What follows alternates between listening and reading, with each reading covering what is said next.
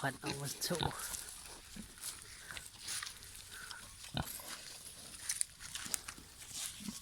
พันน้ำมาใหม่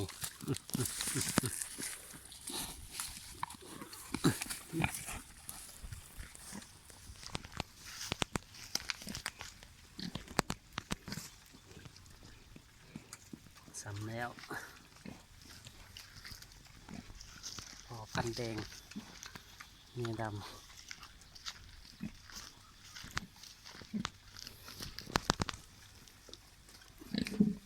เมียน้อยเมียแดงเมียดำมื่อนี้คือสิออกก่อนสามแม่ว่าสิมีตะแตะปล่อยกินมันต้นอ้าวกับวันพักวันพร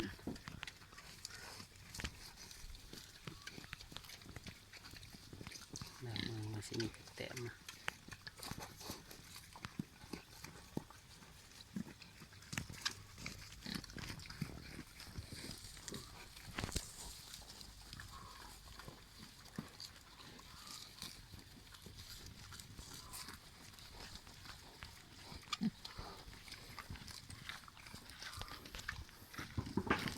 เป็ดตัวน้อยมี4 ตัว